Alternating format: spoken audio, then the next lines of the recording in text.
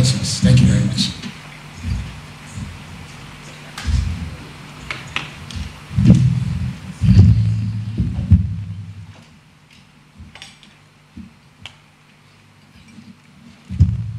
Good morning, ladies and gentlemen of the media. My fellow countrymen and women, so I have called you here today to brief you on recent developments arising out of our investigations as a department. The briefing is in two parts. The first part relates to the arrest and detention of Mr. Kobina Adu-Boahen and Madam Angela Adu-Boahen and other suspects on March 20th and March 21st, respectively. The second will consist of an update, very broad in character, on the investigations arising out of or in connection with the oral report that was presented to me on the 10th of February this year. So first, to the Adu-Boahen case, because it has raised very significant interest because of the nature of the arrest. You will recall that he was arrested at the airport, and I started getting calls from all quarters regarding his arrest. So at about 9 p.m. on Thursday, March 20th, 2025, an operation carried out by a team of investigators from the Economic and Organized Crime Office, which is under the Ministry of Justice, led to the arrest of Mr. Kobina Adu-Boahen. The arrest was effected at the Kotoka International Airport in Accra when Mr. Adu-Boahen disembarked from the British Airways flight. Mr. Adu-Boahen is the immediate past Director General of the National Signals Bureau of the National Security Council. At about midday on Friday, March 21st, 2025, the investigators went on to arrest Madam Angela Adu-Boahen, whom I have indicated is the wife of Mr. Adu-Boahen. Madam Angela, the couple are shareholders and directors of a list of companies which the investigation establishes have been used for transactions which form the subject matter of the investigations. The arrest followed intensive investigations into the purchase of some cyber intelligence equipment by the National Signals Bureau, formerly known as the Bureau of National Communications. It must be made clear from the outset that though under the Operation Recover All Loot government program, this operation does not form part of the list of cases which the oral committee submitted to the Attorney General this year. The operation was led by Mr. Raymond Archer, the Deputy Executive Director in charge of operations at EOCO. Here are the facts on which the arrests were made. On February 25th, 2025, around 11:30, 23:20 hours, EOCO received intelligence that suspect Kobina Adu-Boahen left the country for the United Kingdom via British Airways flight BA 078 to London. Days after that, EOCO received further intelligence that the suspect had flown from the United Kingdom to Dubai and had purchased an Emirates airline ticket, which suggested that he was expected to arrive in Ghana on Friday, March 21st, 2025 at 12 noon via Emirates flight number EK 187. On Thursday, March 20th, 2025, EOCO received intelligence again, additional intelligence, that the suspect had cancelled his flight and rescheduled his arrival to Ghana from Dubai to April 18, 2020. That's April 8th, not 18, April 8th, 2020. Now I want this chronology to sink in because of a point that I will be making later on about why we are detaining him. On March 20th, around 3 p.m., EOCO's operational team, led by the acting deputy executive director in charge of operations, assessed its operational plan to include the possibility that the suspect could have traveled back to London to fly to Ghana in an attempt to evade surveillance. EOCO assessed with high confidence that the changes made by the suspect in terms of arrival date in Ghana may have been calculated step to mislead investigators and throw them off any possible surveillance. EOCO further assessed that the time of the cancellation of the Emirates flight coincided with the time the British Airways was expected to fly from Heathrow to Ghana. The decision was taken to place the suspect on a stop order and make emergency operational adjustments and brace for his unexpected arrival and arrest of the suspect on either British Airways or KLM, which was expected to arrive in Accra. An hour to the arrival of the British Airways flight 078 in Accra, EOCO received intelligence that a name similar to that of suspect Kobina Adu-Boahen, he had changed from K. Adu-Boahen to O. Adu-Boahen in the manifest, may be on the British Airways flight. The suspect had slightly altered his name on all, the name that is reflected on all his passports. Around 9 p.m. on March 21st, the suspect was stopped by Ghana Immigration Service as he attempted to use the commercially important person CIP terminal at the Kotoka International Airport. Now, he had changed his class from business class to economy, okay, and decided to evade arrest through the CIP terminal. EOCO has evidence that the suspect has at least 2 service passports, one which expires in 2033 and another which expires in 2029. So he has 2 service passports. It means that he also has a normal passport. Usually you would have a normal passport before you are issued the service passport. EOCO is currently following up on intelligence that the suspect may be holding a foreign passport also, okay? Because from what I'm going to tell you, the massive wealth that he has accumulated from 2018 shows that it is possible for him to have bought citizenship in some of the countries or jurisdictions where you can actually, as an investor, buy citizenship. And also, his wife holds a British passport, which we have in our possession. Now, as I said, he is the immediate past Director General of the National Signals Bureau. He left office sometime in February 2025. NSB, or the National Signals Bureau, is a successor organization to the now defunct Bureau of National Communications. Prior to the enactment of the NSB Act, that is the National Signals Bureaus Act 2020, which transformed the BNC into the NSB, Mr. Adu-Boahen served as Deputy Director of the BNC and subsequently its Director from 2017. In other words, he has been in the management and control of Ghana's signal infrastructure since 2017. As the Director of BNC, Mr. Adu-Boahen was a co-signatory to the BNC's Director's account at Fidelity Bank.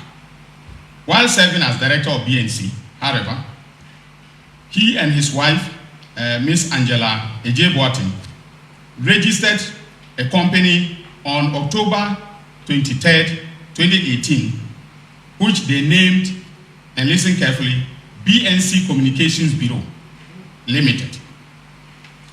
It is important to note that the similarity between the names here, that is BNC, was designed, to engage in a criminal enterprise, which will unfold as I go further. For purposes of differentiation, we will call the private company Private BNC and call Ghana's Signal and National Security BNC the National BNC. Mr. Adu-Boahen, who is the head or who was the head of the BNC, and his wife, are listed as directors of the private BNC. Okay, so they register the company, and they, the two of them, together are the directors of the company, the two directors of the company. On October 26, 2018, the couple opened a corporate account for their private BNC at Universal Merchant Bank, UMB. According to the mandate on the account, either of the directors could sign checks and approve transactions on the account.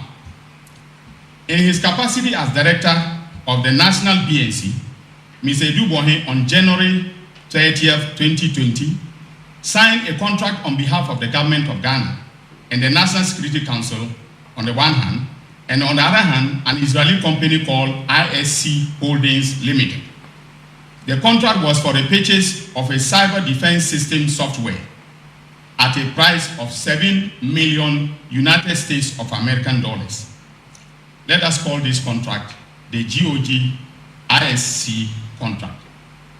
On February 6, 2020, Mr. Adu-Boahen then transferred an initial amount of 27,100,000 Ghana cedis, that is from the National BNC's operations account at Fidelity Bank to the private BNC account at UMB.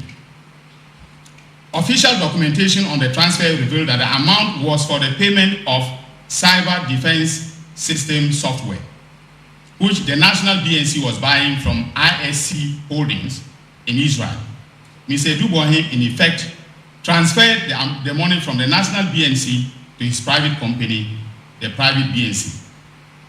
A review of the transactions on the bank accounts reveals that once the funds from the National BNC landed in the account of his private BNC at UMB Bank, Mr. Adu-Boahen caused his private BNC to transfer an amount of 9,537,520 Ghana cedis to ISC Holdings in Israel. By the exchange rate at the time, this amount was the Ghana cedi equivalent of 1,750,000 United States of American dollars.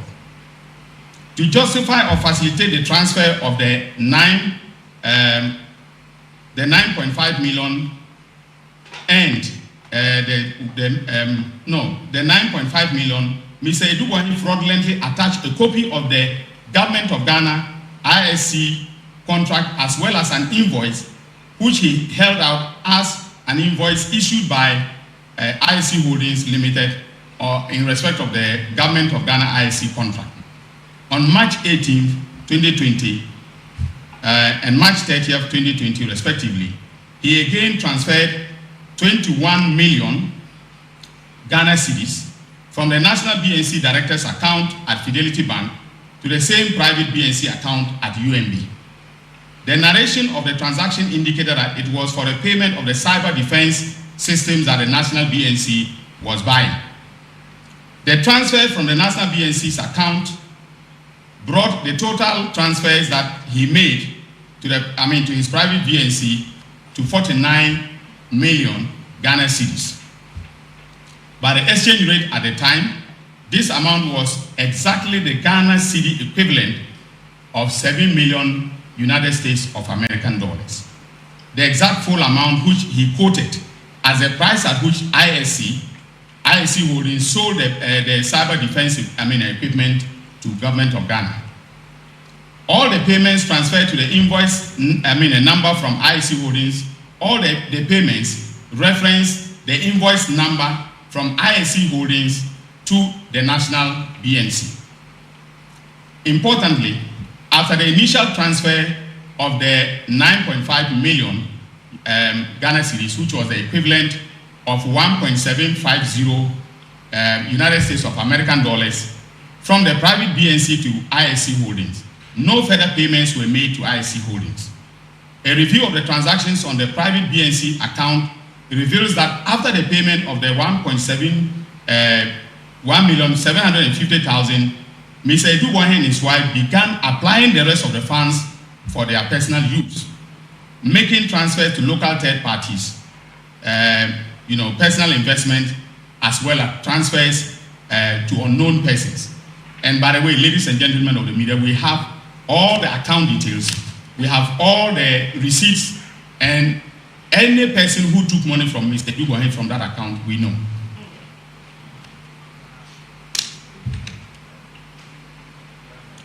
Now, our investigation, which was conducted by EOCO, as I've indicated, has established that the ultimate beneficial, in essence, the difference between 49 million Ghana cedis being the money Mr. Adu-Boahen transferred from the bank account of the National BNC to his private BNC, and 9.5 million being the money he actually paid to the ISC Holdings for the software, ended up with him and his wife. That is to say that the sum of 39,462,480 Ghana cedis of taxpayers' money went into their private pocket. The investigation has revealed that the ultimate beneficial owner of BNC Communications Limited is another company known as Advantage Solutions Limited. 10 other companies are through a very complex web of shareholding and directorship connected to Mr. Adu-Boahen and his wife, Angela. Investigations have also established that monies, mostly proceeds of crime from the Advantage Solutions Limited and BNC Communications Bureau Limited and other similar sources, have been transmitted under very suspicious circumstances through the bank accounts of these companies. The investigations have revealed so far that the suspect and his wife have registered companies which we are currently tracking. We are tracking all the companies. There are about 10 of them that they created, with Advantage Solutions mostly owning all the companies. For purposes of the investigation that is ongoing, we are not going to disclose those companies, but I want to warn any executive, director, or employee of each of the companies who, knowing that Mr. Adu-Boahen has been arrested, if they make movement of assets, we will track and arrest them and prosecute them. So they are all warned. All banks are also warned that if we see any wire transfers or cash withdrawals on any of the accounts belonging to Mr. Adu-Boahen and his companies, the bank managers and all their employees who are involved in those transfers will equally be arrested. After this press conference, no activity, and we are monitoring all their bank accounts from the Financial Intelligence Center. With the press of a button, we can see the movement of money, on any of the accounts. So we are monitoring that very, very closely. We know, for instance, that the 3 banks that they have been dealing with, in substantial financial transactions are UMB, Fidelity Bank, and Stanbic Bank. So we are monitoring them keenly. And the managers of this bank, if they are listening to me, should be careful about what they do on any account connected to Mr. Adu-Boahen and his wife and their companies. The investigations also established that the proceeds from the suspect's activities were used to buy significant landed properties and other assets of considerable value both in Ghana and elsewhere. Now, ladies and gentlemen of the press, my fellow countrymen and women, I want to give you a sample of what we have discovered so far. We have tracked most of the assets.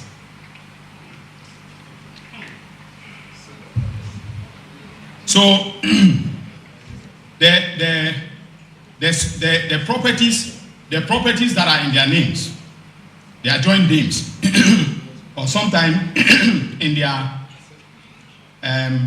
in their individual names, are as follows. We have number 2 Stream Park Drive, Mayfair Estates, LA, that is Accra. For that, they deposited, and we have the deposit slip as well as the receipt from the estate developer, $1 million United States of American dollars.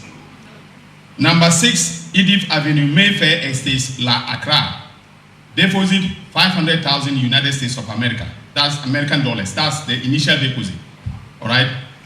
Then we have number 7, Edith Avenue, Mayfair, 200,000 United States of American dollars deposited for the property.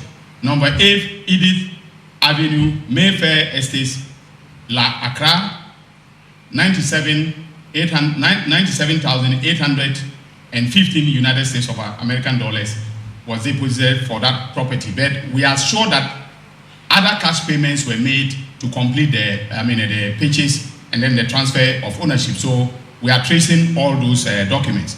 Number 9, Edith Avenue, Mayfair Estate, 270,000 United States of American dollars deposited, initial deposit for the purchase. Number 10, Edith Avenue, Mayfair Estates, Accra, 150,000 United States of American dollars deposited. Now he also owns a company known as Vertex Properties.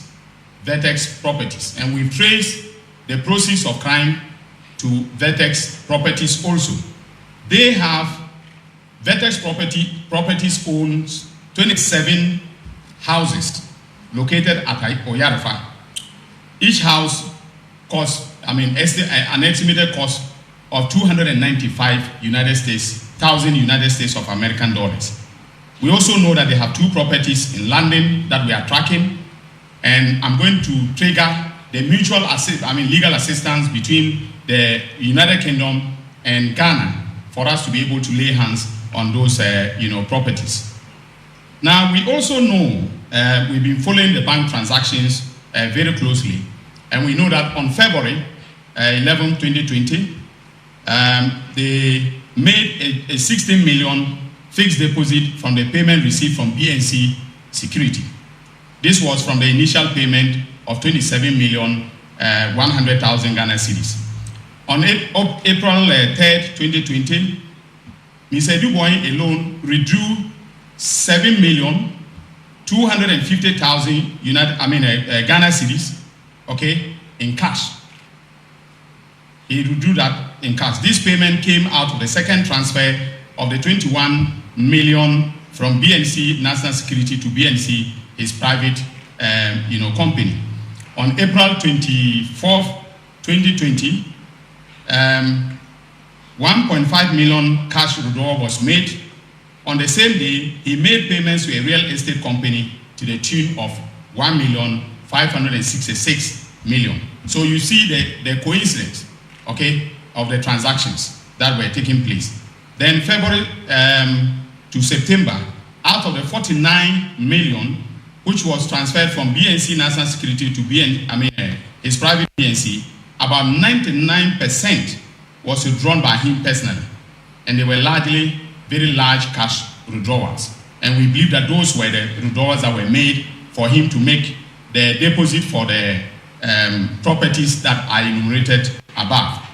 Now we are still tracking suspect Adu-Boahen and his assets, and then of course his wife, but we will conclude in the next few days and file charges against him and the other suspects. So they are currently in detention.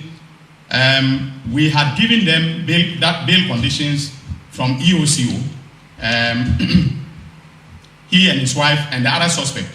Now the reason I'm not mentioning the other suspects is that for purposes of our strategy, and if they are listening to me, they should take this very seriously, the other suspects. For purposes of our investigation and prosecution, okay, we may have to use some of them as prosecution witnesses. If they give us the offer, fine. If they don't want to cooperate with this evidence, I don't see how they and the suspect will get out of, being convicted. But of course, they will have to be, their guilt will have to be proven beyond reasonable doubt. So I'm not being presumptuous, but we have all the evidence from what you can see from the enumeration that we have all the evidence, including receipts of payments and withdrawals, slips and so on. So this is for suspect Adu-Boahen and his wife. Now I want to say something briefly about the oral investigations. Now, in respect of oral, significant work is going on in relation to the investigations of the allegations of looting of state resources contained in the oral report submitted to me a few weeks ago. In view of the fact that these matters are still under investigation, I will not go into the details as I have done with, the case of Adu-Boahen. But I can confirm that investigations will conclude in the National Service and SkyTrain scandals by the middle of April for prosecutions to begin.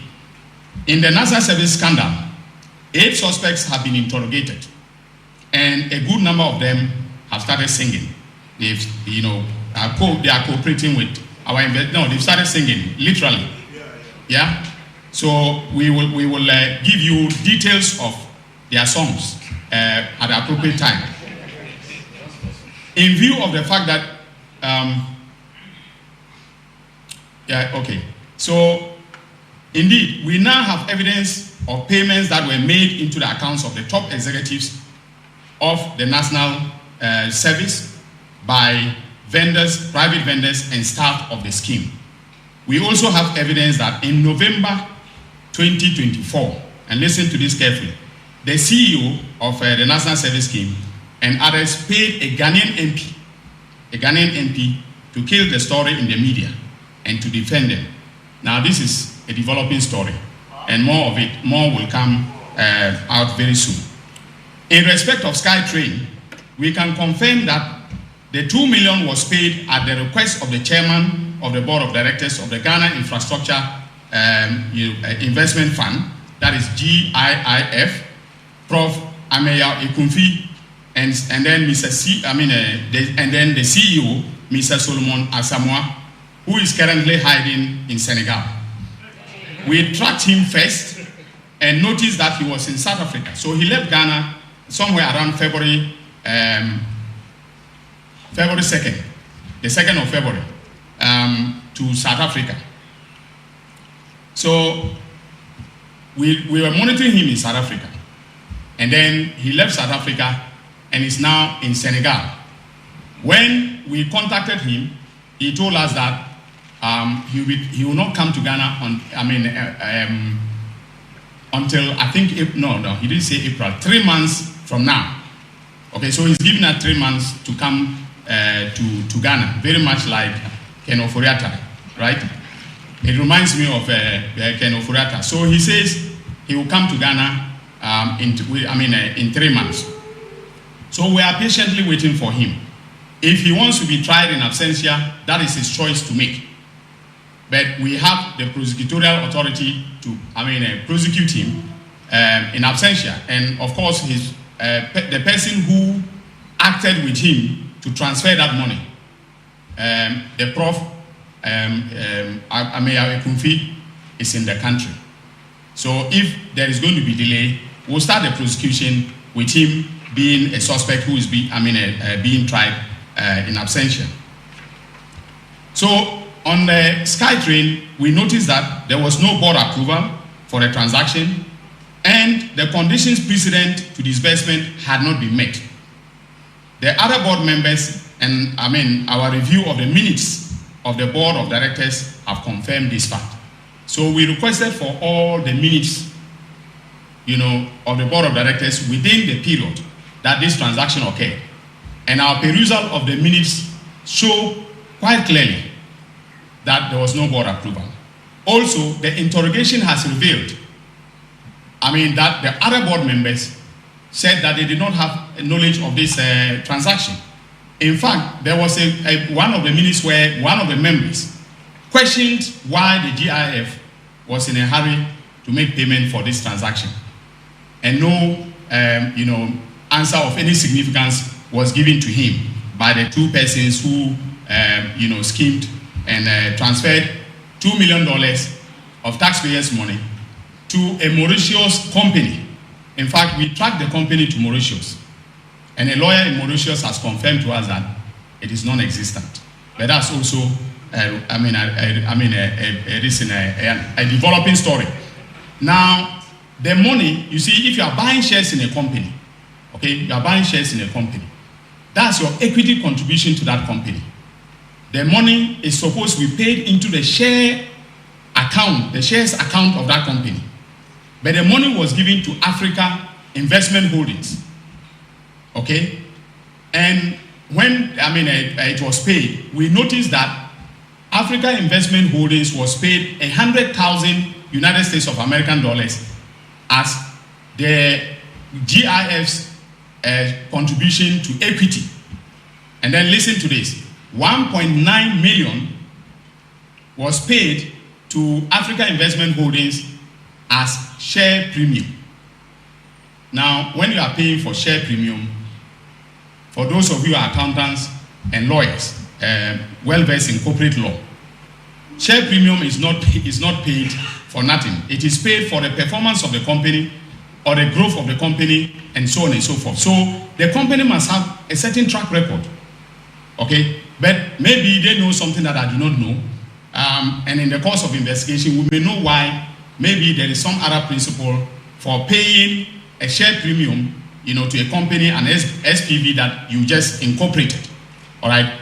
And I believe that the accountants will confirm that with share premium, it's easy for the directors to take the money than when it is the share, when the money is in the actual share account. So it can tell you that this was done with some criminal enterprise, you know, in mind. But again, I'm not prejudging anything. If we come across evidence, okay, that shows that they are innocent, I will not go to court. I told this country that I will not take anybody to court unless I am convinced that there's evidence to prove the guilt of the person beyond reasonable doubt. And as I've laid out, you can tell from what we have done. And I must thank the Economic and Organized Crime Office, the director, and especially the Deputy Director in charge of operations, Raymond Archer. He led the operations. And on a weekly basis, we met, got briefings, himself, myself, and my deputy, and the team. We got briefings, we didn't talk about it. So I want to let you people know that when I'm investigating something, I will not give media interviews, okay? Because when you grant media interviews on investigations that are unfolding, all right, unless you have grasped the evidence like I now have on SkyTrain and SkyTrain and then the National Service Scheme, okay, those significant progress has been made. And I believe that if I took those two, cases to court, I will obtain a conviction. That is why I'm telling you about them. But free Wi-Fi, okay, and the rest of them are still under investigation. So we are not going to be talking about them. So in conclusion, ladies and gentlemen, when His Excellency John Dramani Mahama, the President of the Republic, observed that the entire country was a crime scene, he knew what he was talking about. Some people bashed him for it, but the President knows because I brief him on a constant and a regular basis on what is happening with respect to our investigations. We are working diligently on several dossiers that will shock the conscience of the nation. If what suspect Adu-Boahen and his wife has done is like a thriller in Manila, please brace yourself for a rumble in the jungle in the next few weeks. Thank you very much, ladies and gentlemen.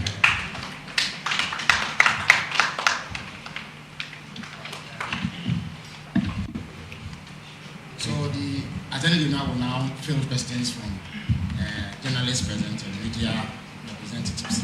In order that we have an orderly framework within which to work with. If you have any question, please put up your hand. I'll call you and then you step up to ask. We will take 5 questions at a time, 2 rounds of 5 questions. So please step forward if you have a question. There's a microphone behind you, please.